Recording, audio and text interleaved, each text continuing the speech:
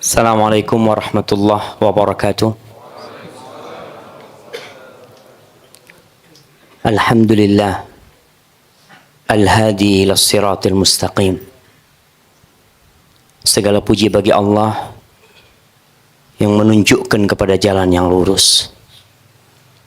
Tatkala orang-orang tersesat dalam kehidupan ini, Allah memilih kita untuk menjadi hamba-hambanya yang mengabdi kepadanya dan tidak menyekutukan dia dengan sesuatu apapun.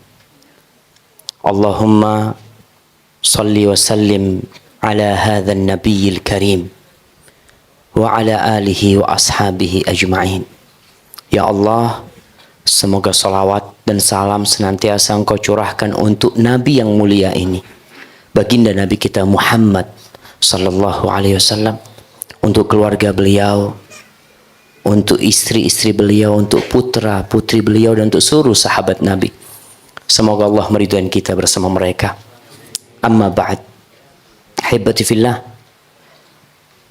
Mungkinkah kita masuk surga? Mungkin nggak mungkin, jemaah. Kalau bicara amalan kita, kayaknya nggak cukup. Nggak bakal kita masuk surga. Ana tadi googling rumah termahal di dunia. Ana dapatkan rumah termahal di dunia itu ada di India. Harganya 19,5 triliun. Kira-kira antum bisa nggak beli rumah itu? Kalau kerja 100 tahun. Kalau sebulan gaji 10 juta. Sebulan 10 juta, setahun 120 juta, 10 tahun 1,2 M. Kalau 100 tahun berapa? 120 M. Nggak cukup, jemaah. Untuk beli rumah aja nggak cukup. Tapi kalau gaji antum 1 miliar, satu bulan 1 miliar, nyicil beli rumah ini, berapa tahun dibutuhkan waktu, jamaah? Jamaah, 100 tahun cuma 12 triliun, tidak cukup, jamaah. Antum bisa bayangkan surga Allah SWT. Antum untuk punya rumah yang harganya seperti ini, nggak mampu kita. Itu kalau gaji kita 1 miliar, khusus buat nabung beli rumah itu. Rasulullah SAW bercerita tentang orang terakhir masuk surga. Dalam hadis Abdullah bin Mas'ud, beliau mengatakan bahwa Rasulullah SAW bersabda, "Akhiru man yadkhulul jannah rajulun yamshi marratan wa yakbu marrah." Orang terakhir yang masuk surga itu ketika dia melewati sirat dalam kondisi dia berjalan sesekali dia harus merangkak. Kena tampar panasnya api neraka, tasfa'uhun nar marratan. Ketika dia melewati neraka itu, iltafata ilaiha. Kata Nabi, orang ini noleh melihat neraka jahanam. Apa kata dia? Tabarakalladzi najjani minki. Maha berkah Allah yang telah menyelamatkan aku dari kamu. Laqad a'tani Allahu syai'an ma a'tahu ahadan minal awwalin wal akhirin. Apa kata dia? Allah tuh memberikan nikmat kepadaku yang tidak diberikan kepada siapapun dari manusia yang dulu dan yang akan datang. Nggak ada. Dia mikir sudah dapat nikmat yang paling besar, jemaah. Padahal dia orang terakhir masuk surga. Faturfa lahu syajarah. Setelah melewati neraka jahanam, dia duduk di sana sudah. Nggak tahu dia mau kemana. Dia lihat Allah tumbuhkan sebuah pohon. Karena kita tahu antara neraka jahanam menuju surga itu masih ada area yang cukup luas. Di area tersebut sampai disebut ada qantarah bainan nari wal jannah. Ada sebuah jembatan yang letaknya di antara neraka dan surga. Kalau yang namanya sirat itu letaknya di antara padang mahsyar dan menuju ke surga, tapi nggak langsung masuk surga. Dia melewati surga masih ditahan di daerah sana karena ada kisos-kisos yang harus diselesaikan. Tahu-tahu kata Nabi SAW, Allah tumbuhkan sebuah pohon. Fayaqulu ay rabbi adnini min hadhihi syajarah. Ya Allah, dekatkan aku ke pohon ini agar aku bisa merasakan naungannya, bisa minum dari airnya. Apa kata Allah? Ya ibna Adam, la'alli in a'taitukaha sa'altani ghairaha. Anak Adam, kalau aku kasih itu, kamu jangan minta yang lainnya. Kata dia, enggak. La ya Rabbi. Wa yu'ahiduhu alla yas'alahu ghairaha. Dia mengatakan, dia bersumpah, enggak, aku enggak akan minta selain ini. Sudah ini permintaanku, enggak ada lainnya. Wa rabbuhu ya'dhuruhu. Ya Allah kasih, diterima uzurnya orangnya. Dia melihat sesuatu yang enggak sabar dia untuk ke sana. Ini diperkenankan untuk jalan ke pohon itu. Dia bernaung di bawah pohon itu, minum dari airnya. Beberapa lama Allah tumbuhkan pohon yang lebih indah dari tempat dia bernaung. Ini belum masuk surga. Jadi ingat, ketika masuk surga itu Allah cabut dari jantung kita yang namanya sifat iri. Semua orang itu lahir punya sifat iri. Nggak bisa dihilangin, nggak bisa dihilangin. Seperti pohon yang punya akar, bisa dipotong, tapi nggak bisa dicabut. Ada orang yang sifat irinya itu disiramin terus, sampai mengakar dan menjadi besar. Kapan dicabut? Ketika masuk surga. Allah mengatakan,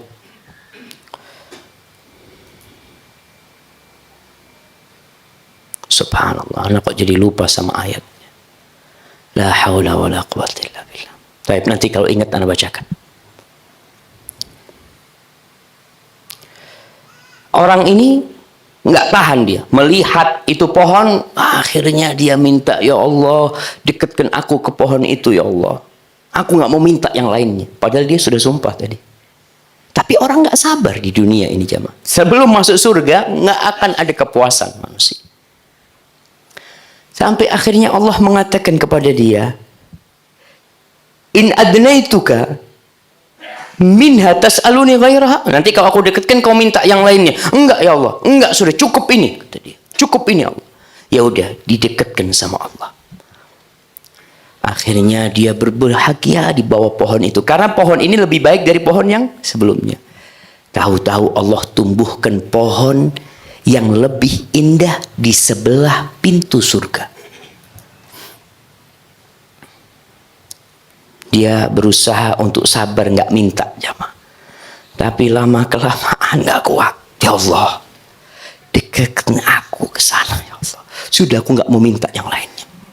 Allah ngomong lagi, engkau tadi bersumpah nggak akan minta lainnya. Iya Allah, tapi gimana? Aku nggak tahan, katanya nggak sabar lihat ini. La taj'alni ashqa khalqik, jangan jadikan aku hambamu yang paling melarat ya Allah. Dekatkan ya Allah, sudah nggak minta lainnya. Janji engkau, kalau aku kasih engkau nggak akan minta yang lain. Akhirnya jamaah dikasih sama Allah. Dia sekarang berada di sebelah pintu surga, belum masuk surga. Apa kata Nabi Shallallahu Alaihi Wasallam? Dia mulai mendengar suara indahnya penghuni surga sedang bercengkrama di dalam sana. Ada suara-suara indah di dalam sana, nggak sabar dia jamaah. Apa kata dia? Ya Rabbi, adkhilnil jannah, masukkan aku ke surga. Kata Allah, kau sudah minta tadi. Kau bersumpah untuk tidak minta lainnya. Iya ya Allah, aku nggak sabar, kata dia. Udahlah, masukkan aku ke surga ya Allah, kata dia. Akhirnya fayaqulu ya ibna Adam, ayurdi, engkau ridha enggak aku kasih ad-dunya wa mislaha ma'ah, dunia 2 kali lipat. Bukan rumah yang harga 19,5 triliun. Tapi dunia 2 kali lipat. Antum bisa lihat ciptaan Allah jamaah. Planet-planet itu berapa jumlahnya? Miliaran. Allah tuh akan kasih kepada orang ini dunia 2 kali lipat. Ya Rabbi, atastahzi'u bi wa anta rabbul alamin. Wahai Rabbku, apakah engkau mengolok-olok aku sedangkan engkau itu Rabbul Alamin? Artinya dia nggak dalam bayangan mau mendapatkan, ya dapat rumah 20 triliun sudah bahagia banget orang. Ini dikasih dunia 2 kali lipat. Maka dia nggak dalam bayangan dia. Maka dia mengatakan, ya Allah, apa engkau mengolok-olok aku? Mau ngasih itu kepada aku. Fadhahiqa Ibnu Mas'ud. Dhahika Ibnu Mas'ud. Ibnu Mas'ud ketawa. Lalu Ibnu Mas'ud mengatakan kepada murid-muridnya ini. Dia lagi nyampaikan hadis Nabi SAW. Ala tas'alunani mimma adhak. Kalian nggak mau bertanya kepada aku, kenapa aku tertawa? Fayaqul, kata dia, faqalu mimma tadhak, kenapa engkau ketawa? Dia mengatakan, dhahika Rasulullah SAW. Nabi ketika menyampaikan hadis ini, beliau tertawa. Lalu beliau mengatakan, kenapa kalian nggak tanya kenapa aku tertawa? Lalu kita bertanya, ya Rasulullah, kenapa engkau tertawa? Min dhihki Rabbil Alamin hina qala atastahzi'u bi wa anta Rabbul Alamin. Dari ketawanya Allah Rabbul Alamin ketika hamba itu mengatakan, apakah engkau memperolok-olok aku ya Allah? Kemudian Allah mengatakan kepada orang ini, sudah, engkau masuk ke surga. Masuk ke surga. Seakan-akan surganya ini penuh. Ya Allah, udah penuh surganya, kata dia. Masuk ke surga sana, kata dia. Lalu Allah mengatakan kepada orang ini, tamanna, engkau silahkan berangan, engkau kepingin apa? Bayangkan antum itu di surga, boleh berangan-angan, minta apa saja. Allah berfirman di banyak ayat dalam Al-Quran Al-Karim tentang penghuni surga itu boleh menginginkan apa saja. Salah satunya Allah mengatakan, lahum ma yasha'un. Bagi mereka apa yang mereka kehendaki. Ibnu Katsir ketika menafsirkan ayat ini mengatakan, itu sampai awan datang. Orang-orang lagi ngobrol gitu, awan itu datang jamaah. Lalu awan itu bertanya, madza tuhibbuna an numtirakum? Kalian kepingin minta hujan apa? Ibu-ibu minta hujan apa? Ibu-ibu minta hujan apa? Minta hujan gelang permata apa? Bapak-bapak minta hujan apa? Hujan uang. Itu hatta qala qailuhum amtirina kawa'ib atrabah. Kita minta hujan bidadari. Antum bisa bayangkan jamaah, berapa antum harus bayar masuk surga? Kalau antum punya duit 1 miliar cukup untuk masuk surga? Nggak cukup. Untuk beli rumah itu nggak cukup. Antum punya uang 1 triliun cukup untuk beli rumah itu? Nggak cukup. Tapi subhanallah, makanya nggak ada yang masuk surga dengan amalannya. Ada. Di akhir hadis ini Allah mengingatkan orang ini, apa kamu nggak kepingin kayak gini? Oh ya Allah, aku kepingin kayak gitu ya Allah. Sampai fayuqalu lahu tamanna fayatamanna. Fayuqalu lahu, terakhir Allah mengatakan kepada orang yang terakhir masuk surga. Apa kata Allah? Lakalladzi tamannait wa asyratu ad'afid dunya. Bagi engkau semua yang engkau angan-angankan dan 10 kali lipat dunia, jamaah. Wallahi jamaah, nggak ada artinya dunia ini jamaah. Wallahi nggak ada artinya. Makanya kalau ingat dunia ini, kadang-kala bikin sesek hati. Mana nggak tahu pernah cerita di mana. Ada seorang artis diundang untuk memberikan sambutan di Qatar 25 menit. Gajinya berapa tahun tuh? Artis dari Amerika diundang 25 menit, kasih sambutan, pulang lagi dia ke Amerika. 29 miliar. Ana lihat pancen ndak ono arti ini dunia ini. Setelah itu anak baca berita ada kapal perang Amerika atau kapal selam bukan renovasi, diperbaikin. Masuk renovasi sama, bukan di upgrade, mungkin di upgrade. Ya udah nggak upgrade nggak apa-apa. Tahu berapa duit yang dibutuhkan? 19 triliun. Anak semakin, ya Allah, memang nggak ada artinya dunia ini. Makanya jangan sibuk cari dunia, lupa cari dunia yang banyak buat masuk surga. Terus bagaimana masuk surga, Ustaz? Masuk surga ini gampang-gampang susah. Buktinya ada orang ngasih minum seekor anjing masuk surga. Baghi min baghaya Bani Israel, seorang pelacur dari kalangan Bani Israel, saqat qalban, dia kasih minum seekor anjing. Kemudian dia masuk surga. Subhanallah. Hanya seperti itu, Ustaz? Iya, itu cerita Nabi SAW. Cerita lain, marra rajulun bi ghusni syajaratin fit tariq. Ada seorang yang melihat ada dahan melintang di jalan, kemudian dia pindahkan dahan itu, dia mengatakan la yu'dhi hadzal muslimin. Ini enggak boleh gangguin orang-orang Islam. Dia buang tuh, dia singkirkan.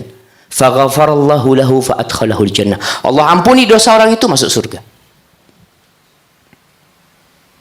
Tapi ada juga seorang gara-gara kucing masuk neraka.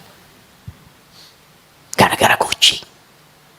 Dakhalat imra'atun an-nara fi hirra. Ada seorang wanita masuk neraka gara-gara kucing. Kok bisa? Kucing. Jadi kalau orang berbicara tentang hak asasi manusia, Islam sudah berbicara tentang hak asasi kucing. Ini urusannya bukan urusan dunia akhirat. Itu perempuan mengurung seekor kucing. Entah kucing itu dikarenakan nakal atau apa, dia kurung. Nggak dikasih makan dan tidak dia lepas. Mati itu kucing. Masuk neraka perempuan itu. Ada seorang wanita yang taqumul lail. Ceritanya perempuan ini Masya Allah ahli sholat malam. Tasumun nahar, biasa puasa sunnah, wa tatasaddaq, rajin sedekah, walakinnaha salito, tapi kalau ngomong pedes perempuan ini. Tu'dhi jiranaha, dia biasa mengganggu tetangganya dengan lisannya. Ibu-ibu hati-hati. Ini kisah perempuan. Apa kata Nabi sallallahu alaihi wasallam? La khaira fiha hiya finnar. Perempuan itu nggak ada baiknya, di neraka tempat perempuan itu. Maka kalau dikatakan mungkinkah kita masuk surga, kalau dengan amalan kita nggak mungkin, jemaah. Bahkan Nabi SAW mengatakan la yadkhulu ahadukumul jannah bi amalihi. Nggak ada satupun yang masuk surga dengan amalannya, nggak ada. Hatta anta ya Rasulullah, sampai engkau pun ya Rasulullah nggak akan masuk surga dengan amalanmu. Hatta ana, sampai aku, kata Nabi SAW, illa ayyataghammadani Allahu bi rahmatih, kecuali Allah membungkusku dengan rahmatnya, baru aku bisa masuk surga. Jadi nggak mungkin, jamaah. Kita harus bekerja seperti apa, beramal seperti apa untuk mendapatkan dunia dan isinya sepenuh bumi ini. Antum jadi raja di bumi ini, nggak ada yang punya selain antum. Apa yang harus antum kerjakan? Rahmat Allah yang dicari. Memang amalan itu menjadi penyebab masuk surga. Sebab. Bukan ganti masuk surga. Nggak ada. Contoh nih, supaya kita bisa lebih memahami bagaimana rahmat Allah, jemaah. Ana bawa mobil Espas umpamanya ke rumah teman. Teman punya mobil Rolls Royce yang 10M. Ana datang dengan mobil Espas. Bang, tukar mobilnya bang ya. Hei, ambil nih kuncinya, bawa. Ambil ini kuncinya. Apakah karena memang harganya sama? Bukan. Kenapa Anda dikasih sama dia? Karena dia sayang sama Anda gitu loh. Ente ambil itu, kata dia. Ini yang sedang kita cari, rahmatnya Allah Jalla Jalaluhu. Kita ini beramal dengan fasilitas dari Allah gitu. Antum ruku dikasih lutut, Allah yang kasih lutut. Antum bisa Allahu Akbar, siapa yang kasih lisan? Allah. Antum bisa sodakoh, siapa yang kasih duit? Allah. Kemudian hati antum bisa tergerak membantu orang miskin, siapa yang kasih itu? Allah. Semuanya Allah yang kasih sama kita. Sehingga perlu kita lakukan bagaimana kita mencari jalan supaya Allah sayang sama kita. Sehingga Allah memasukkan kita ke surga. Jamaah rahimakumullah. Ibadah seorang hamba itu harus diantara harap cemas. Yang pertama, kita harus cinta sama Allah. Para suami lebih cinta istri apa cinta Allah? Cintanya suami sama istri beda dengan cinta suami sama Allah. Kepada Allah Jalla Jalaluhu berbeda. Jadi cinta kita sama Allah ini cinta yang berbalut penghormatan dan pengagungan. Seperti cintanya budak kepada majikan. Bukan cinta syahwat, bukan. Makanya ketika dikatakan aku cinta kepada Allah, engkau harus takut sama Allah. Engkau harus penuh harapan kepada Allah Subhanahu wa ta'ala. Allah Subhanahu wa ta'ala menyebutkan di surat Al-Isra. Coba dibuka Qur'annya. Ya, HP-nya itu ada Qur'an enggak? Dibuka. Supaya antum lihat sendiri firman Allah tentang bagaimana para nabi beribadah. Bagaimana malaikat-malaikat Allah beribadah. Karena ada pemahaman bahwa yang paling sempurna itu yang beribadah tidak karena takut kepada neraka, bukan karena berharap masuk surga. Tapi kenapa? Karena cinta sama Allah saja. Masya Allah. Sudah ada pertanyaan datang. Nah, udah dapat Qur'annya Al-Isra ayat 57. Coba dibaca itu mic-nya. Kasihkan kepada yang mau baca.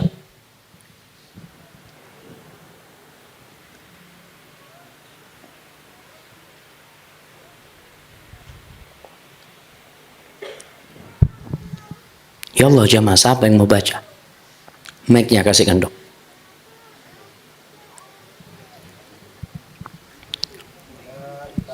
Dihidupin dulu mic-nya.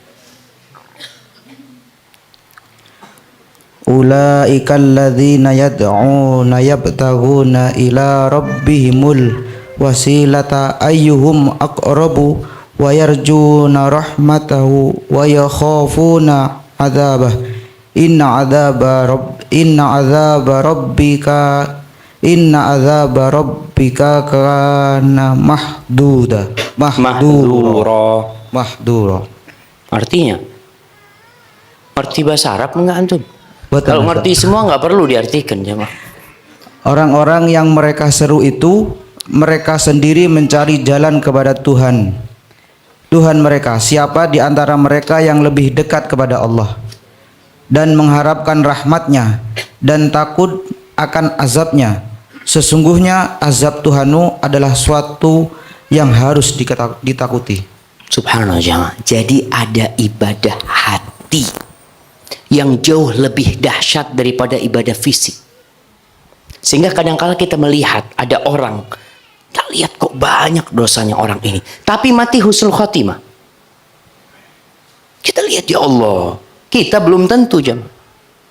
Tapi kita lihat orang ini di akhir hayatnya, Masya Allah, dia dekat ke rumah Allah, akhirnya dia suka sholat malam. Sebulan sebelum mati dia seperti itu. Jadi ibadah hati ini adalah ar-raja. Ketika menyebutkan tuh hamba-hamba Allah, para malaikat, para nabi, mereka yarjuna rahmatahu, mereka berharap rahmat Allah. Wa yakhafuna adzabahu, mereka takut kepada azab Allah SWT. Jadi ibadah mereka itu, mereka cinta kepada Allah, tapi kecintaan itu berbalut rasa takut dan rasa harap. Karena inilah yang membuat kita jadi balance ketika beribadah. Jadi seimbang jamaah. Karena ada orang yang berharap kepada Allah. Allah tuh maha pengampun. Antum tuh jangan berlebih-lebihan dalam beragama. Allah itu maha pengasih, maha penyayang. Antum tahu Al-Quran itu dimulai dengan Bismillahirrahmanirrahim. Oke, aku banyak dosanya, tapi Allah itu At-Tawwabur Rahim. Allah maha menerima tobat. Antum tahu orang bunuh 100 orang masih diampuni sama Allah. Aku belum bunuh 1 orang pun. Subhanallah. Ada orang-orang yang beribadah dengan roja saja, dengan berharap saja, sehingga dia akan menyimpang dari jalan Allah Jalla Jalaluhu. Para nabi, para malaikat, sifat mereka yarjuna rahmatah. Iya, kita berharap rahmat Allah. Allah maha pengasih, Allah maha pengampun. Tapi Allah azabnya itu pedih jamaah, nggak main-main. Azab Allah Jalla Jalaluhu. Orang yang paling ringan azabnya di neraka itu dikasih sepatu dari api neraka, otaknya itu mendidih jamaah. Cobalah azab di dunia. Pikirkan azab yang paling dahsyat di dunia. Azab Allah itu lebih dahsyat dari itu. Antum kalau melihat, Allahu Akbar. Anak kadang-kadang lihat di YouTube ya. Orang lagi masak besi. Besi itu dimasak kemudian kelihatan merah gitu jamaah. Kira-kira kalau antum masuk sana gimana? 1 menit, jangan 1 menit, 5 detik masuk, keluarkan lagi. Wallahi jamaah. Maka tolong ibadah kita itu dibalut rasa takut sama Allah dan berharap. Karena kalau orang beribadah dengan rasa takut saja, ditakutkan dia putus asa. Lalu dia mengatakan, aduh nggak mungkin Allah ngampuni anak bejat orangnya Ustaz. Anak banyak dosa apa yang tidak pernah lakukan ya Ustaz. Kayaknya Allah nggak bakal ngampuni anak. Nggak boleh seperti itu. Allah tuh maha pengampun. Tapi Allah azabnya pedih. Allah mengatakan, Nabi ibadi anni anal ghafurur rahim. Sampaikan kepada hamba-hambaku, aku adalah Rabb yang maha pengampun dan maha pengasih. Wa anna azabi huwal azabul alim. Dan sesungguhnya azabku adalah azab yang pedih jemaah. Antum bisa lihat Nabi Adam alaihissalam gara-gara 1 dosa Allah keluarkan dari surga. Antum lihat kisah para sahabat Nabi di perang Uhud. Di tengah-tengah mereka ada Nabi kita Muhammad SAW. Di situ ada Abu Bakar, ada Umar, ada Uthman, ada Ali, ada 10 sahabat yang dijamin masuk surga. Gara-gara 1 perintah Nabi dilanggar, Allah kasih kekalahan kepada mereka. Ada Nabi di tengah mereka jemaah. Nggak main-main jemaah. Kita perlu takut sama Allah Jalla Jalaluhu. Kita tuh kadang tidak mengagungkan Allah ketika melakukan dosa. Kita merasa Allah melihat kita. Kita lebih takut dengan pandangan manusia daripada pandangan Allah Jalla Jalaluhu. Kita berbuat dosa di kamar, tahu-tahu ada yang mau buka kamar. Mungkin kita buka sesuatu yang Allah haramkan. Ada yang buka, krek, itu langsung mencolot. Oh, astagfirullah. Dari tadi Allah melihat dirimu. Di sini ada orang-orang yang tidak mengagungkan Allah. Ahibati fillah, para sahabat Nabi. Mereka adalah orang-orang yang subhanallah ya, begitu takutnya kepada Allah Jalla Jalaluhu. Di surah Al-Mu'minun ayat 60. Coba dibaca. Surah Al-Mu'minun ayat 60.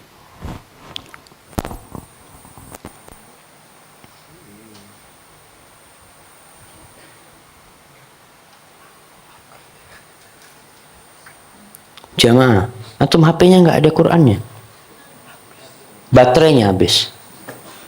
Udah tadi baca Quran terus sampai baterainya habis. Ya, Masya Allah. Baik, fadal.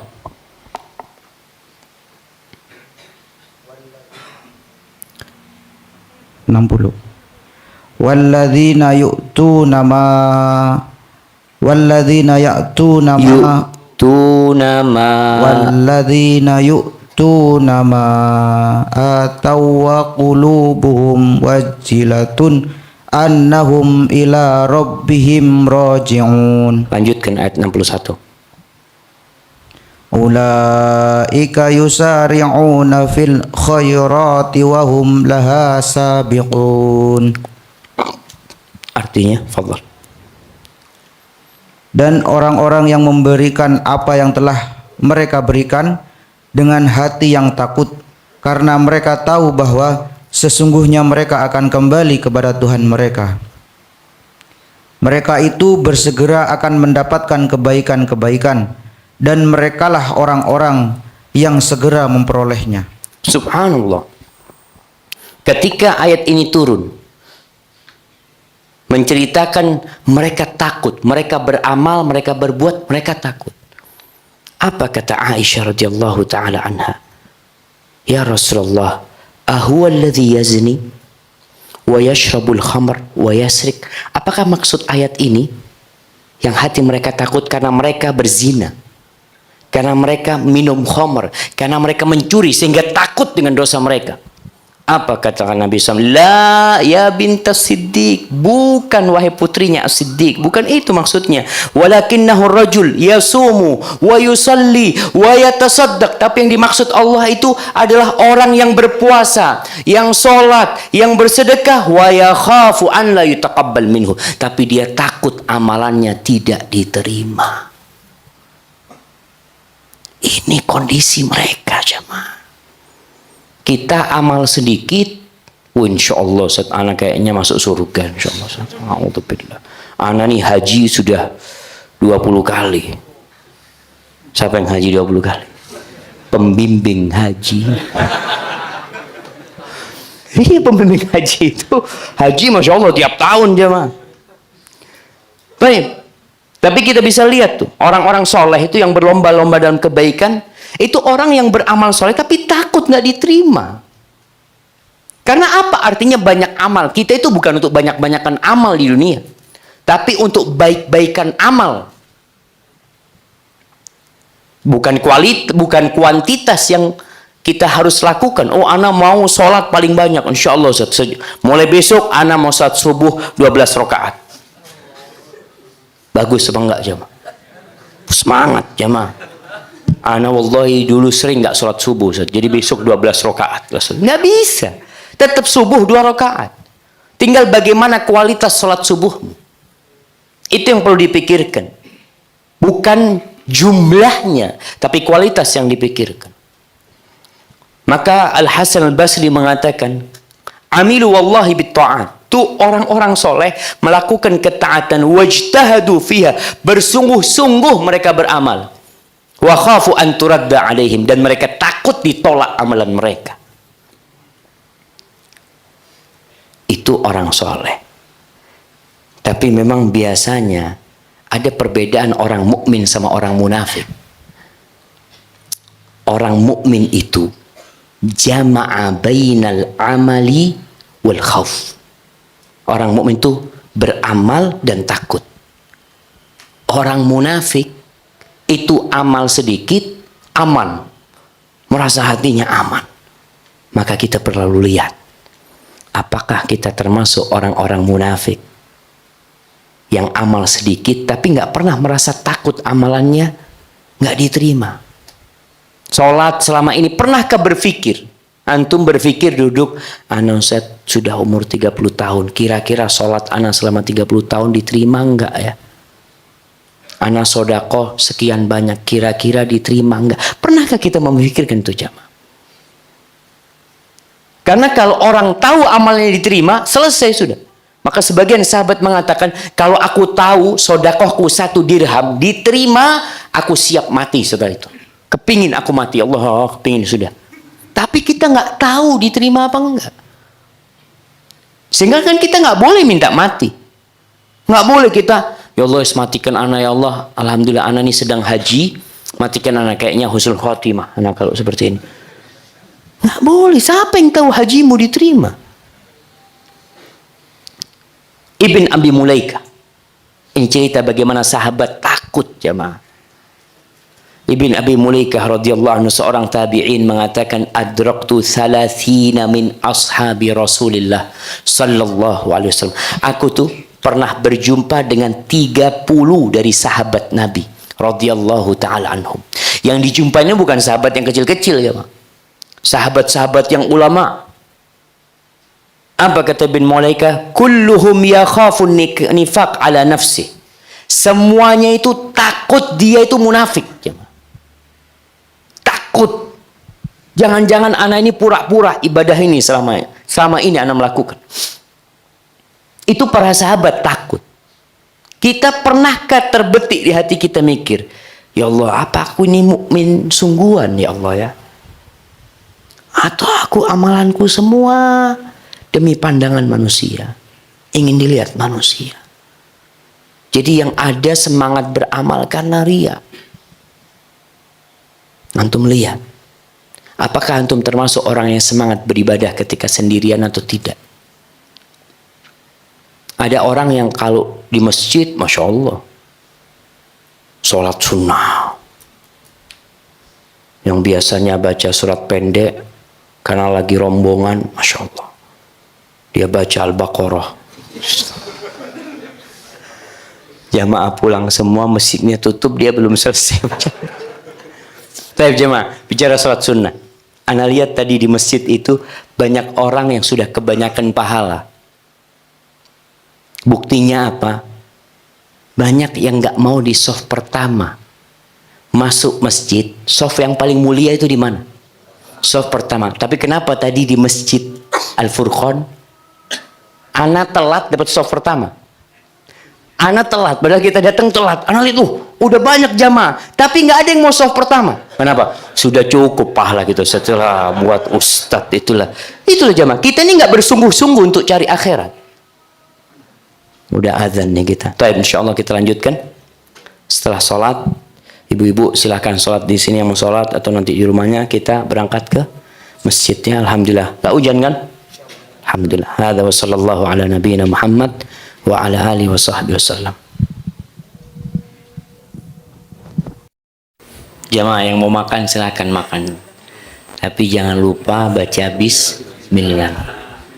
Yang kedua, pakai tangan kanan. Selesai makan baca alhamdulillah. Ini pelajaran anak TK. Tapi orang tua banyak yang belum mengamalkan itu. Maka semoga Allah membantu kita.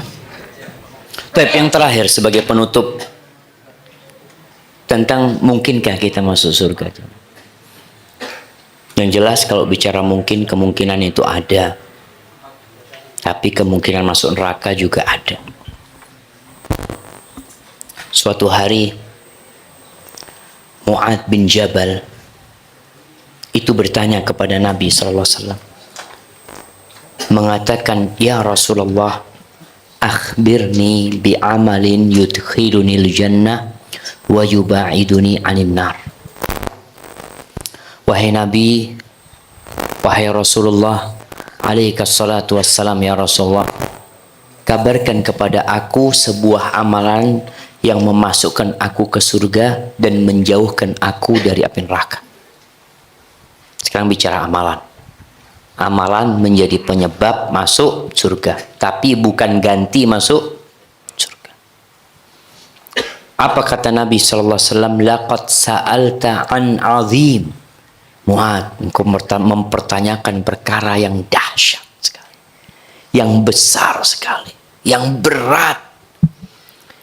Wa innahu la yasirun 'ala man yassarahu Allah alaihi. Akan tetapi itu akan menjadi mudah buat orang yang Allah memudahkan untuk orang itu.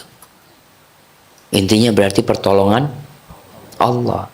Kenapa tatkala kita mengatakan iyyaka na'bud wa iyyaka nasta'in? Supaya kita tahu, kita ikrar, ya Allah, kami hanya kepadamu kami beribadah dan hanya kepadamu kami minta tolong. Artinya ibadah semua ini nggak akan bisa kita lakukan kecuali dengan pertolonganmu. Salat, ketika dengar azan hayya 'alas shalah, apa jawaban kita? La haula wala quwata illa billah. Nah, nggak ada kekuatan yang bisa mendorong kita untuk melaksanakan ketaatan, dan tidak ada daya yang bisa menghalangi kita dari berbuat maksiat kecuali Allah Jalla Jalla. Lalu Rasulullah SAW menjelaskan, nih yang kepingin masuk surga, ini loh jalannya. Yang pertama, ta'budullaha wa la tusyriku bihi syai'an. Mentauhidkan Allah, beribadah hanya kepada Allah dan tidak berbuat syirik.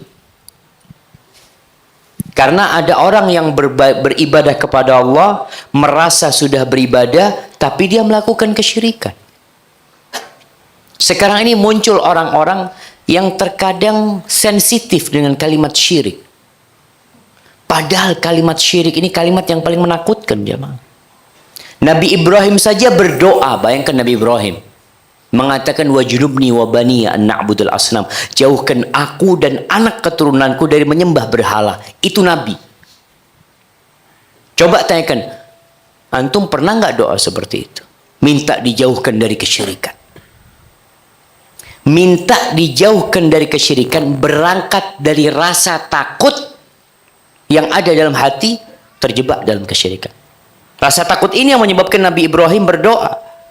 Siapa yang pernah berdoa minta tahir qalbi minan nifaq, sucikan hatiku dari kemunafikan ya Allah. Sebagian nggak pernah berdoa karena nggak pernah takut dengan kemunafikan. Yang ada takut stroke, takut kolesterol, ibu-ibu takut gemuk. Apa? Doa ya Allah jangan sampai aku gemuk ya Allah. Nanti kawin lagi suamiku. Artinya rasa takut itu yang menyebabkan mereka berdoa. Kita nggak pernah takut ya mah.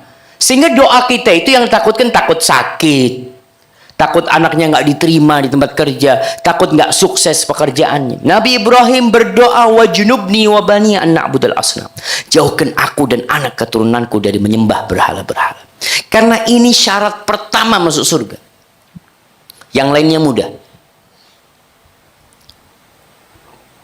La in asyrakta, Allah mengatakan kepada Nabi, la in asyrakta, kalau kamu berbuat kesyirikan. Artinya Nabi beribadah kepada Allah, tapi kalau kamu berbuat kesyirikan, la yahbatanna amaluka, semua amalanmu gugur, nggak ada guna. Allah, jamaah kemarin di Jakarta ada seorang anak cerita lagi kajian. Anak tanya siapa yang pernah menggandakan uang. Ada satu yang mengatakan, Ustaz bukan anak Ustaz, tapi orang tua anak. Ketika anak SMA Ustaz, itu orang tua anak terjebak hutang, akhirnya datangkan orang pintar ke rumah. Dia akhirnya potong ayam. Ini ada ritual-ritual tertentu untuk mendatangkan uang. Padahal semua ritual itu minta kepada selain Allah Ustaz. Dan uang nggak datang jemaah juga. Dia melakukan kesyirikan, memotong ayam hitam, dia cerita motong ayam hitam. Ya sudah niatnya untuk jin-jin tersebut. Maka hati-hati. Jangan meremehkan kesyirikan. Syirik itu artinya memberikan hak khusus milik Allah kepada selain Allah. Siapa yang memberikan rizki? Allah. Jangan minta kepada selain Allah. Alas Purwo. Siapa yang pernah semedi di Alas Purwo? Tentara biasanya, tentara ya. Nggak pernah nyampe. Itu anak punya misan cerita. Di situ ada memang tempat mencari pesugihan. Ada orang yang duduk bersemedi sampai banyak lumutnya apa. Ada. Muslim jemaah. Kalau kafir ya wajar. Ini Muslim. Itu yang pertama. Ingat, masuk surga ta'budullah wa la tusyrik bihi syai'an. Yang kedua, wa tuqimus shalah.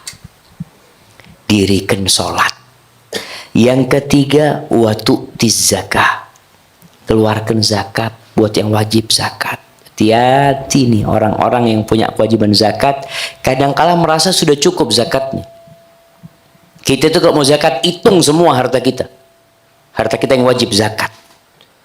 Namanya kita punya modal usaha yang sedang diputar, duitnya nggak ada, tapi ada modal usaha berputar Ustaz, kira-kira ini 2M, ya keluarkan dari sana. Tapi nggak punya uang cash Ustaz, ya utang sama zakatnya, terhitung utang. Maka benar-benar orang yang punya kewajiban zakat, tolong dipelajarin mana yang ada zakatnya dan mana yang tidak ada zakatnya. Ibu-ibu punya emas banyak. Emas itu ada yang dipakai, ada yang perhiasan. Yang perhiasan insya Allah nggak ada zakatnya.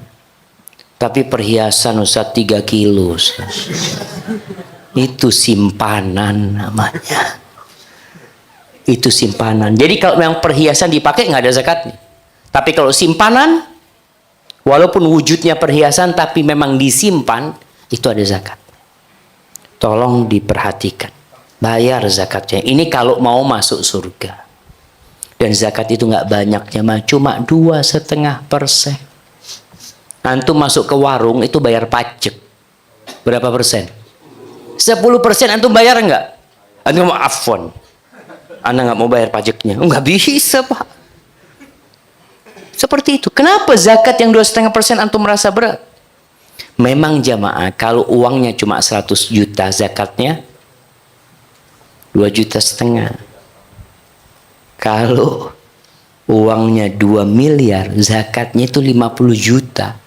Dapat motor 2, jamaah. Orang kan mikir, ya Allah, eman ini. Wa tasumu Ramadan, puasa di bulan Ramadan. Hati-hati nih, yang baru-baru hijrah, mungkin punya utang banyak, dia nggak puasa dulunya. Ibu-ibu yang punya utang, biasanya ibu-ibu ini nggak ada yang sempurna puasa Ramadannya karena dia datang bulan. Dia mesti punya utang, nggak semuanya, tapi rata-rata lah. Hati-hati, mungkin suaminya tidak tanya, istriku kamu utangnya udah dibayar belum? Ada ibu-ibu yang suaminya tanya itu? Ada nggak? Nggak ada. Yang ditanya kamu punya utang udah bayar belum sama toko sebelah? Itu ditanyakan, tapi utang sama Allah suami nggak pernah tanya. Hati-hati para suami juga. Komandan tuh di rumah suami. Suami tuh harus tanya, istriku engkau utang puasanya udah belum? Belum bayar, ya sudah. Besok hari Kamis aku puasa sunnah, kamu bayar utang. Gimana? Cocok ibu-ibu? Soalnya ibu-ibu ini anak puasa Ustaz, masakin suami, masakin anak, akhirnya nggak puasa lagi Ustaz. Berat memang, ujiannya berat, tapi ini syarat masuk surga. Tasumu Ramadan, harus dibayar. Jadi yang pernah dulu nggak puasa, apakah bisa diganti puasanya? Kalau meninggalkan puasa karena uzur, diganti. Tapi kalau karena memang malas puasa, ada 2 pendapat ulama, diganti atau bertobat kepada Allah SWT. Baik, yang kelima, watahujjul bait, berangkat haji, rukun Islam. Berangkat haji.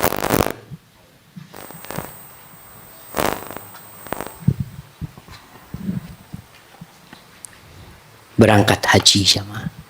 Berangkat haji ini bukan untuk orang tua, tapi untuk yang mampu. Ana baru 20 tahun Ustaz, tapi sudah mampu Ustaz. Berangkat haji.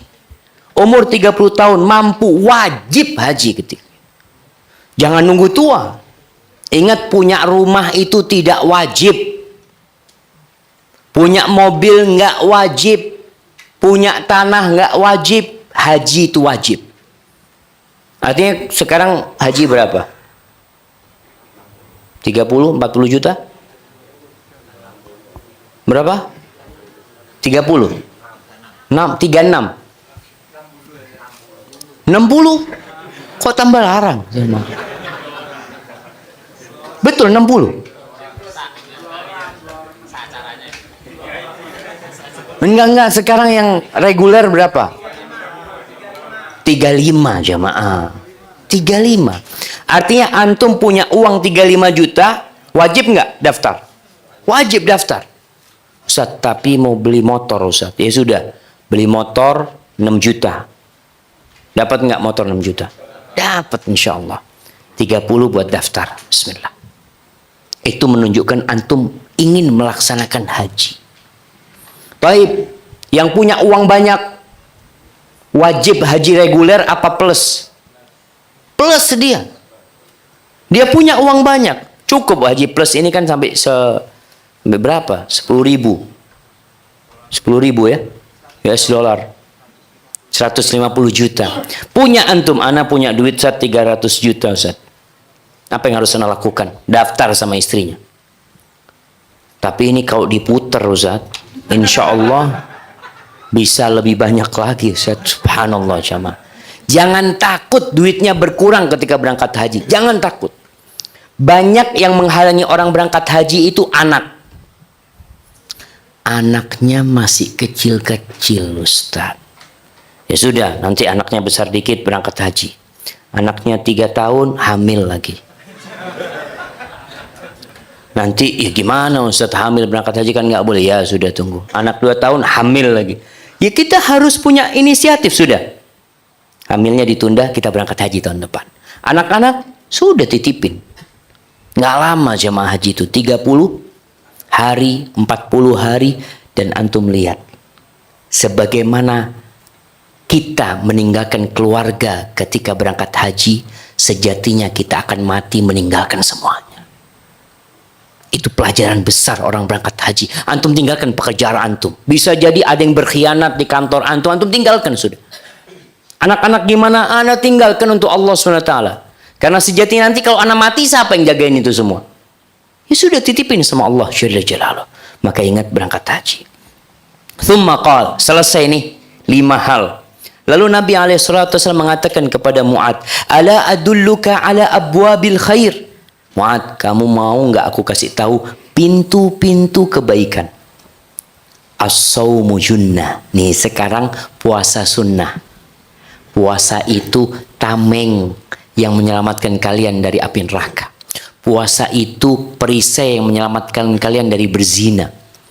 Coba bayangkan bagaimana Allah mewajibkan puasa, kemudian mensunahkan puasa agar kita terhindar dari zina, dari yang haram. Seorang ketika puasa, istrinya di sampingnya, dia mungkin malah nundukkan pandangan. Astagfirullah. Kenapa aku istrimu? Iya, ini lagi puasa, haram sekarang. Sana, duduk sebelah sana. Kenapa? Dia itu belajar meninggalkan zina. Kalau istrinya aja nggak dia sentuh, mungkinkah dia nyentuh wanita yang haram? Istrinya nggak dia sentuh. Ini benar-benar pembelajaran jemaah puasa. Maka Nabi SAW mengatakan as-sawmu junnah, puasa itu perisai. Maka usahakan kita punya puasa sunnah. Orang yang puasa sunnah, insya Allah utang Ramadan bayar. Tapi ibu-ibu yang nggak punya puasa sunnah, kira-kira bayar utang Ramadan. Susah dia mau bayar. Karena tentunya bayar itu lebih wajib daripada puasa sunnah. Yang kedua, wasadaqatu tudfi'ul khati'ata kama yudfi'ul ma'un nar. Sedekah itu mematikan dosa sebagaimana air mematikan api. Kalau tadi zakat wajib, sekarang sedekah. Ini pintu kebaikan. Jadi jangan nunggu haul. Mau sedekah, oh afwan, nunggu setahun nanti. Itu zakat yang nunggu setahun. Sedekah bismillah. Tiap pagi itu ada malaikat yang senantiasa berdoa. Allahumma a'ti munfiqan khalafan. Ya Allah jemaah. Tiap hari jemaah. Ya Allah berikan kepada yang berinfak ganti. Wa'ati mumsikan talafan. Yang nggak mau sedekah, yang pelit, kasih kehancuran di hartanya. Doanya malaikat. Dikabulkan nggak kira-kira? Dikabulkan sama Allah. Maka usahakan antum, subhanallah. Di Bogor itu, anak pernah ngisi di satu masjid, mereka punya gerakan sedekah 2.000 sehari. Apa singkatannya? Lupa anak. Jadi tiap hari itu di masjid, orang itu pokoknya udah siap. Artinya jamaah tolonglah tiap hari antum bawa sedekah 2.000 paling enggak. Subhanallah, setiap hari itu Zat kita kumpulin 1 juta lebih. Zat. Artinya jamaah yang 2.000 itu sedikit. Lebih banyak yang ya 10.000, 100.000 mas. Usahakan tiap hari kita sedekah. Kemudian wassalatul rajul fi jawfil. Kalau tadi salat yang menjadi rukun Islam, Nabi mengatakan pintu-pintu kebaikan alaihi salatu wassalam, salat di tengah malam. lalu membaca firman Allah di surat Sajdah ayat 16, tatajafa junubuhum anil madaji. Di malam hari badannya ini menjauh dari ranjang. Jadi usahakan bapak-bapak, saudara-saudara, ibu-ibu, malam hari itu punya waktu khusus untuk Allah. Paling enggak setengah jam lah sebelum subuh udah bangun. Jangan sampai ibu-ibu yang bangunin suaminya. Bapak-bapak ini yang bangunin istri apa ibu-ibu yang bangunin bapak-bapak? Gimana?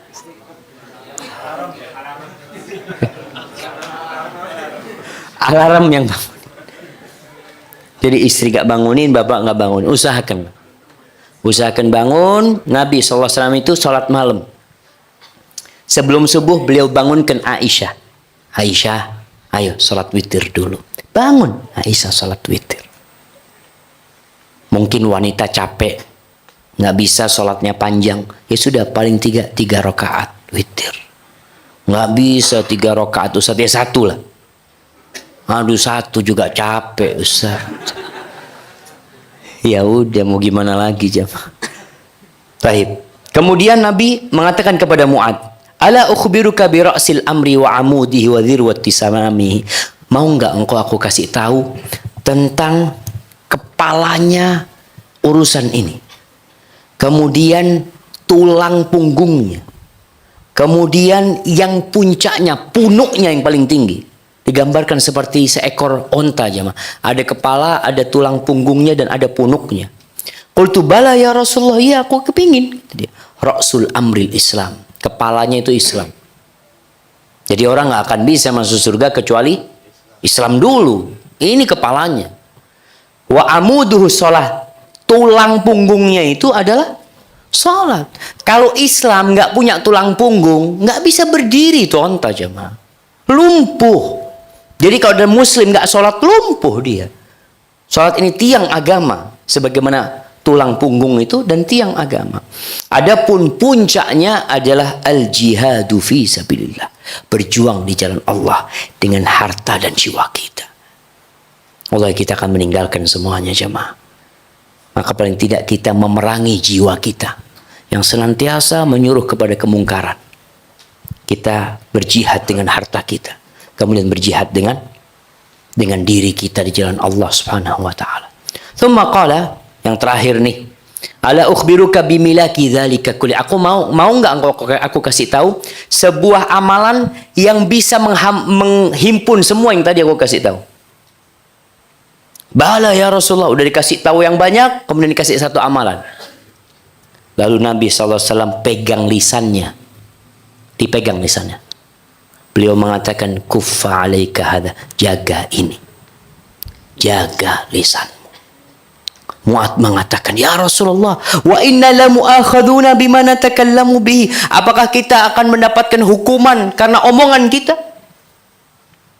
Nabi SAW mengatakan, wa hal yakubun nas fin nari ala wujuhihim au ala manakhirihim illa hasaidu alsinatim. Mu'ad, sakilat ka ummuka ya Mu'ad. Engkau tahu orang-orang tersungkur di neraka, di wajah mereka, di hidung mereka. Kenapa mereka tersungkur di neraka? Gara-gara omongan mereka.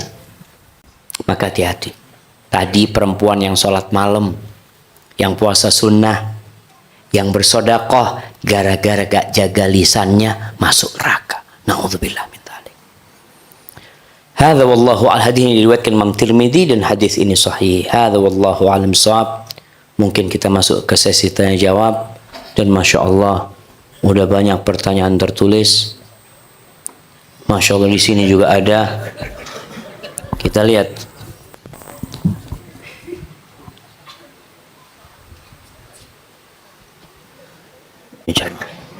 Tolong beri nasihat kepada teman ana yang masih pacaran, Ustaz. Qadarullah teman ana sedang hadir di majelis ini. Yang mana ya?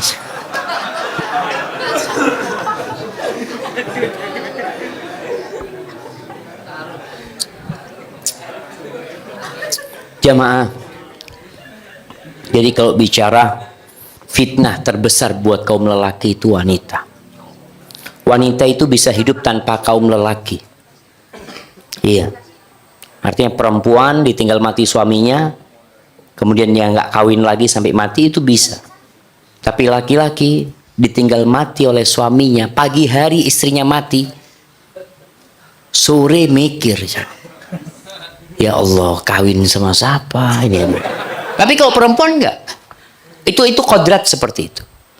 Maka ketika Allah yang menciptakan kita tahu dengan adanya hasrat birahi seseorang kepada wanita, Allah buka pintu nikah, dibuka lebar-lebar.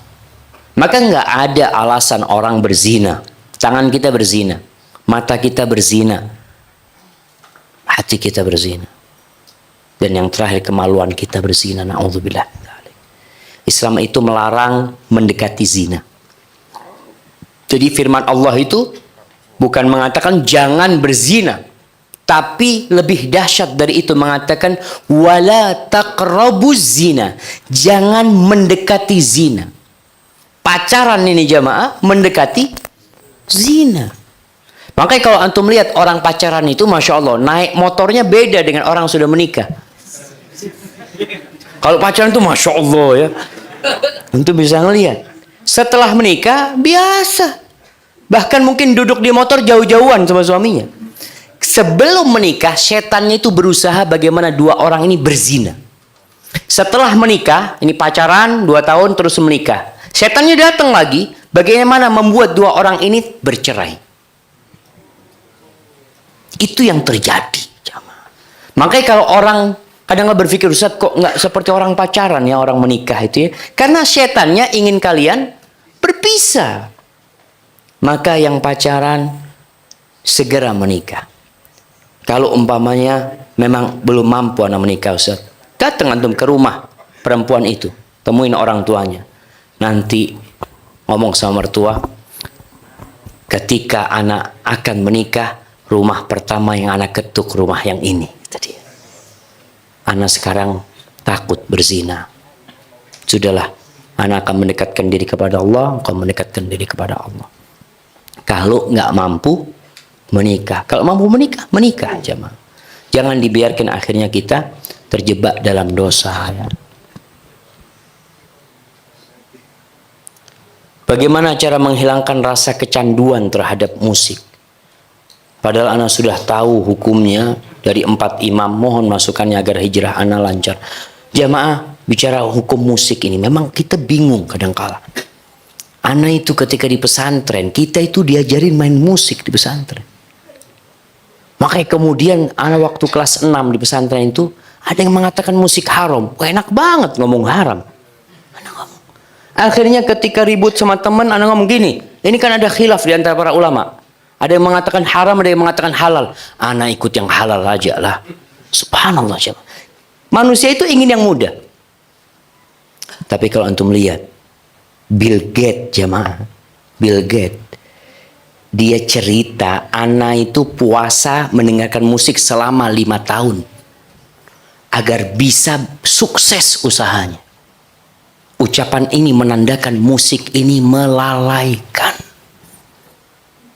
Melalaikan. Kita ini hidup harus serius di dunia. Nggak main-main gitu.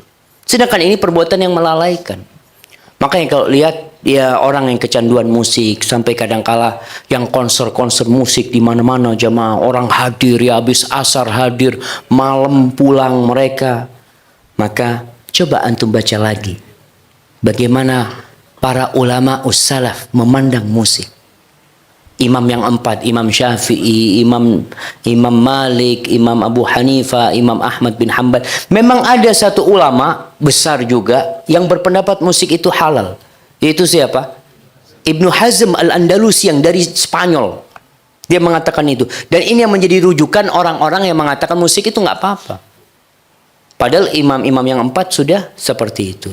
Bagaimana cara menghindarkan hati kita yang kadang-kadang kalau dengar musik kayaknya hati ini enak gitu ya, mulai kakinya goyang-goyang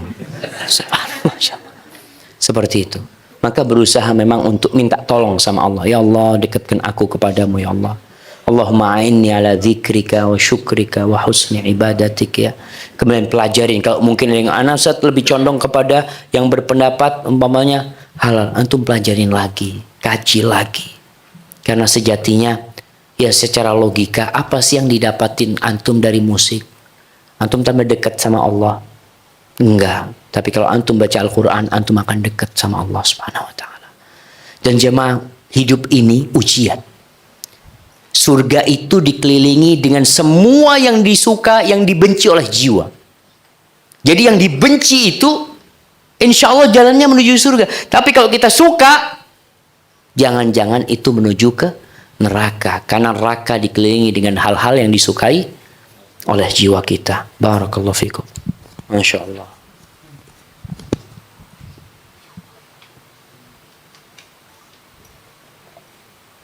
Masya Allah, ini kajian khusus nih jamaah. Ceritakan kepada kami semua secara singkat, sedikit renungan agar kita semua semakin rindu kepada Rasulullah sallallahu alaihi wasallam. Ini pengajian jamaah, semua secara singkat. Kayaknya tema berikutnya nanti itu jamaah. Nah, ana lihat, ana balik dulu jamaah. Pertanyaan terakhir ini.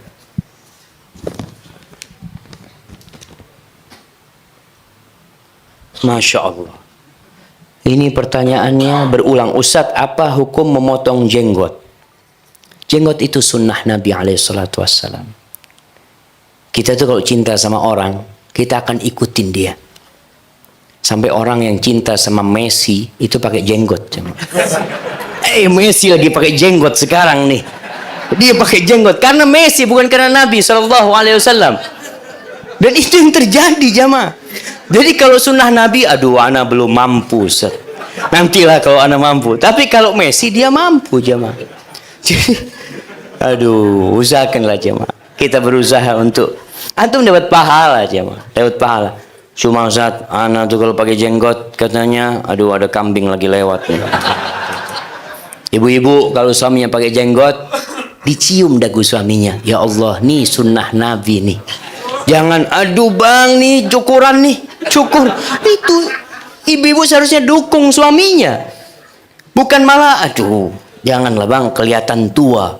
Enggak lah. Nabi SAW itu makhluk yang paling indah. Dan beliau memerintahkan kepada kita untuk membiarkan jenggot kita. Kalau bicara hukum fikih panjang. Tapi kita sebagai seorang muslim itu, kalau ada perintah, laksanakan semampu kita. Nggak mampu istighfar.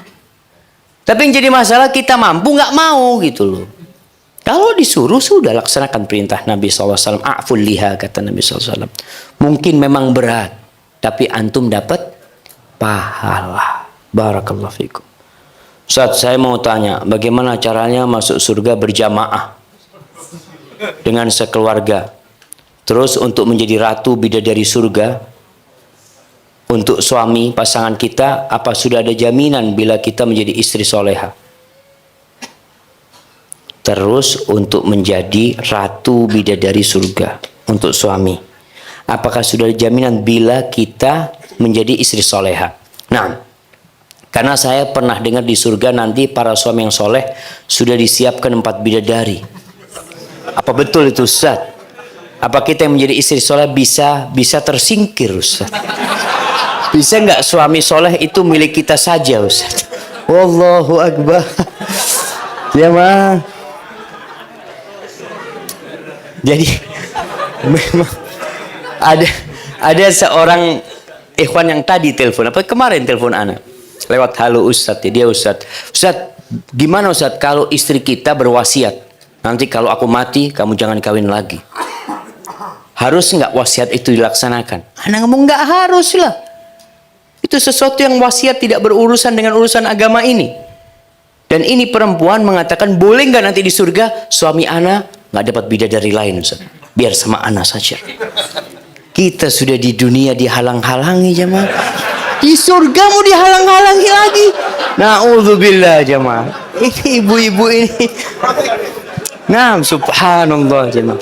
Ingat, perempuan yang soleha yang sholat 5 waktu, yang puasa Ramadan, yang patuh sama suaminya, yang menjaga kehormatan dirinya, qila laha udkhulil jannah min ayyi abwabil jannati syi'ti. Silahkan pilih mau masuk surga dari pintu mana saja. Tapi lelaki itu sudah Allah sediakan 2 bidadari, umumnya 2 bidadari. Tapi tetap yang menjadi pemimpin adalah istrinya. Orang yang mati syahid itu 72 bidadari. Itu ketika masuk surga, ya Allah ya, kalau anak baca bagaimana orang masuk surga. Itu ada anak-anak yang nunggu di pintu surga. Ketika kelihatan dengan orang yang masuk surga. Orang masuk surga itu tahu dengan rumahnya seperti dia tahu dengan rumah dia di dunia. Nggak perlu dia tanya di mana rumahku, enggak. Mereka tahu. Itu bidadari yang di rumah sudah nungguin. Ketika datang itu anak ngabarkan, fulan udah datang, kata dia. Ya Allah, bahagianya itu bidadari. Allah udah datang nih suamiku, kata dia. Perempuan nggak ada perasaan cemburu sama suaminya. Kodrat wanita di dunia, maukah wanita punya suami 4? Nggak ada. Di dunia nggak ada yang punya keinginan seperti itu kecuali pelacur. Itu kodratnya wanita. Sehingga di surga pun perempuan nggak disediakan istri yang suami yang banyak. Enggak. Karena kesukaan wanita itu duduk-duduk bareng sama teman-temannya, pamer perhiasannya, ngobrol sana sini. Itu dikasih kepada semua wanita. Jadi ketika suami datang ya, istrinya mungkin lagi ngobrol macam-macam ya, suaminya dilihat gini, datang tuh istrinya sama. Atau dipanggil, ayo sini, Masya Allah. Allahumma inna nas'alukal jannah. Ya Allah, mudah-mudahan kita masuk surga jamaah. Jadi ibu-ibu kalau mengatakan bisa nggak nanti suamiku itu nggak punya bidadari Ustaz, biar sama aku saja. Ini bukan di dunia jamaah. Jadi artinya apa yang diinginkan ibu-ibu? Fiha ma tashtahihil anfus wa taladzul a'yun. Di surga itu semua yang diinginkan jiwa akan didapatkan. Kenikmatan mata akan didapatkan, dan yang lebih dari itu kekal selama-lamanya di dalam surga. Barakallahu fikum.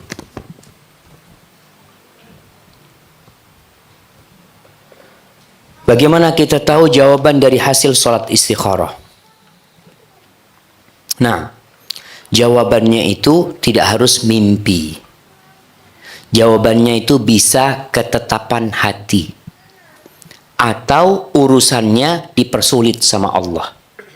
Contohnya antum mau menikah dengan fulana. Antum udah berusaha, tapi ditolak ini, antum maksa. Padahal antum sudah istikharah. Seharusnya ketika antum lihat jalannya sulit, berhenti sudah. Enggak Ustaz, ana ini orang yang suka tantangan Ustaz. Antum udah istikharah. Kan dalam doa istikharah itu mintanya apa? Ya Allah, kalau ini jodohku umpamanya, tolong mudahkan ya Allah. Kalau enggak, tolong dipersulit dan tolong dipalingkan. Tapi antum udah dikasih jawaban sama Allah, tetap gimana ana sudah cinta Ustaz. Itu jawaban istikharah kita. Ketika dipersulit, udah tinggal. Bolehkah memberi uang hadiah kepada pembeli barang dari perusahaan kita? Sedangkan pembeli tersebut membeli barang perusahaan dengan memakai uang negara. Boleh kasih hadiah, tapi buat negara. Paham? Dia beli barang kita, umpamanya dari KPUD. Lagi rame KPUD. Beli kotak sama kita. Ya, harganya umpamanya 200 ribuan, beli 10. Anak kasih hadiah nih, jam buat bapak. Hadiah itu harus diserahkan kepada KPUD. Secara hukum negara seperti itu, secara hukum agama juga sama. Hadiah yang diberikan kepada seorang pegawai yang sudah mendapatkan gaji, maka hadiah itu harus dibalikan kepada tempat dia kerja. Kembalikan, karena dia sudah dapat gaji gitu loh, atas pekerjaan dia. Ana mau tanya Ustaz, dulu istri Ana pernah sakit gigi, sudah berobat ke beberapa dokter tapi masih sakit, sampai akhirnya Ana dibawa orang tua berobat alternatif, tapi bagian giginya diberi jarum dan sembuh. Susuk kesehatan. Apakah ini termasuk syirik, Ustaz? Dan apa yang harus dilakukan istri ana karena takut amalannya akan sia-sia? Baik, biar dilihat jemaah, susuk ini biasanya memang menggunakan sihir, menggunakan jin. Ada susuk kecantikan. Ada perempuan yang disusuk di pipinya, disusuk di sininya, supaya kelihatan cantik umpamanya. Anda rasa itu perbuatan-perbuatan yang memang memohon kepada selain Allah Jalla Jalaluhu. Apa yang harus dilakukan sekarang? Ya mohon sama Allah, baca ruqyah ya, baca zikir pagi dan petang, berdoa minta sama Allah supaya dihilangkan kalau memang barang itu ada di dirinya. Kadangkala barang itu hilang sebenarnya jemaah, tapi ada yang bisa dikeluarkan. Kadangkala yang dikeluarkan itu juga perbuatan dukunnya lagi. Ana punya paman meninggal dunia, anak belum lahir dia meninggal dunia. Abana cerita, itu di punggung paman ana dikerik jemaah, dikerik pakai duit. Itu yang keluar apa namanya, kerang. Ana mikir ya, kok bisa kayak gitu? Ya mungkin memang dukunnya yang ngerik, datangkan kerang dia seperti itu. Kerang itu jemaah dari punggung paman ana, dan akhirnya dia meninggal dunia. Wallahu alam. Jadi tentunya perbuatan-perbuatan alternatif yang mistik seperti itu hendaklah kita bertobat kepada Allah Subhanahu wa taala dan meninggalkannya. Ustadz, orang tua saya pernah memanggil orang pintar untuk menyelesaikan masalah tukunya. Dan saat ini orang tua ibu saya meninggal dunia. Dan saat itu saya ikut ritual itu, Ustadz. Apakah dosa saya bisa diampuni, Ustaz? Dan apakah dosa ibu saya yang sudah meninggal dunia bisa diampuni dosanya dengan doa-doa saya, Ustaz? Jika tidak diampuni, apa yang saya harus lakukan sebagai seorang anak untuk menyelamatkan dosa dan ibu saya? Tergantung ritualnya, jemaah. Apakah ritualnya itu ritual kesyirikan memang? Ada yang harus menyembelih untuk selain Allah. Ada yang harus meletakkan bangkai ayam di depan tukunya. Maka kalau ritual itu ritual kesyirikan, hendaklah kita bertobat. Gimana ibu kita? Mungkin ibu kita nggak ngerti juga. Antum doakan ibu kita semoga diampuni oleh Allah Subhanahu wa taala. Kalau memang ada orang-orang yang nggak paham tentang hukum itu, jamaah. Karena terus terang di negeri kita ini banyak ritual-ritual yang berbau kesyirikan dianggap biasa, jamaah, oleh orang-orang itu. Ana masih waktu ana umur berapa ya? Itu di Gebang itu ada orang lagi bangun rumah, mereka mau naikkan kuda-kuda rumahnya itu. Mereka potong ayam, jamaah. Kemudian ana diminta untuk berdoa. Ana doa apa yang ana doakan ya? Ana doa minta keselamatan sama Allah. Kemudian ana perhatikan kepala ayamnya itu diputel, potel bahasa Madura. Apa diputel ini? Dipelintir ya, bukan dipotong, dipakai tangan, jamaah. Dipelintir, kemudian ada satu wadah kecil dari daun, ditaruh di sana, ada nasinya, ada macam-macam, ditaruh di pojokan rumah. Ana tanya, buat siapa? Buat penunggunya, Pak Ustaz. Ana astagfirullahaladzim. Itu dilakukan, jamaah. Jadi ada ritual memang ya model tumbal yang diberikan kepada penunggunya. Itu bentuk kesyirikan, seharusnya ditinggalkan oleh kita. Maka mohon ampun kepada Allah SWT. Punya masalah di toko, minta sama Allah SWT. Memang ada amalan-amalan yang bisa digunakan untuk menghindari dari perbuatan-perbuatan dari jin ya. Kemudian kalau antum menghayati bacaan Qul a'udzu birabbil falaq, di situ apa doa kita? Wa min syarrin naffatsati fil uqad. Ya Allah, dan aku berlindung dari kejahatan wanita-wanita penyihir yang meniupkan di tali buhul mereka. Nah, ini terakhir jemaah. Kadangkala tidak nyaman melaksanakan ibadah karena perasaan ingin riya. Bagaimana caranya membulatkan niat karena Allah? Tidak ada niat lainnya. Bagaimana juga caranya supaya khusyuk dalam ibadah, terutama sholat?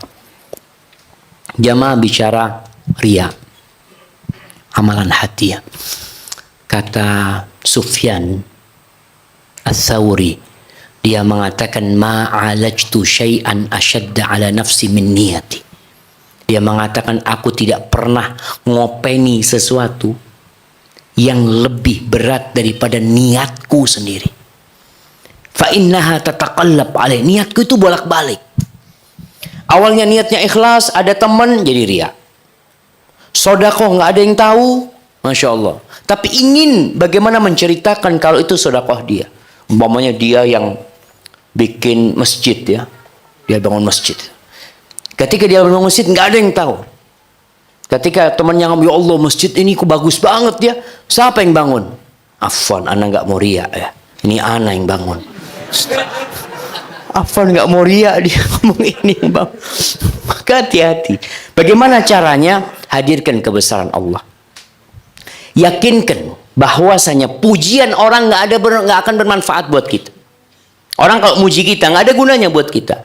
Kita kadang-kala ingin dipuji orang ya supaya terkenal, supaya tersohor. Wallahi pujian orang itu tidak akan memasukkan kita ke surga. Tapi pujian Allah yang memasukkan kita ke surga. Jadi bagaimana antum boleh riya tapi di hadapan Allah. Maka caranya ibadahnya jangan ada yang lihat. Malam hari pakai baju yang bagus antum. Pakai parfum. Kemudian antum hamparkan sejadah. Antum mengatakan Allahu Akbar. Ya Allah aku kepingin engkau melihat aku ya Allah. Itu yang kita lakukan jamaah. Jadi hilangkan rasa riya ini dengan rasa putus asa terhadap pujian orang. Artinya nggak ada gunanya pujian orang itu. Sehingga kita minta pujian Allah Subhanahu wa taala, minta karunia Allah Subhanahu wa taala, kemudian untuk kekhusyuan, doa juga kita minta. Di antara doa Nabi itu Allahumma inni a'udzubika min ilmin la yanfa wa qalbin la yakhsha. Dan aku berlindung kepadamu dari hati yang enggak tunduk, yang enggak khusyuk jamaah. Jamaah, ana udah capek. Jadi cukup di sini. Pertanyaan insyaallah dilanjutkan pada kajian yang selanjutnya. Hadza wallahu a'lam bissawab. Itu yang bisa Anda sampaikan. Kalau benar yang Anda sampaikan itu dari Allah Jalla Jalaluh. Kalau ada yang salah dan kurang berkenan itu dari diri Anda pribadi. Allah dan Rasulnya terbebaskan dari kesalahan itu. Kita semua masih belajar. Kita semua masih menuntut ilmu. Inilah yang mungkin bisa Anda sampaikan. Sallallahu ala nabiyina Muhammad wa ala alihi wasallam. Anda kembalikan kepada pembawa acara. Barakallahu fikum.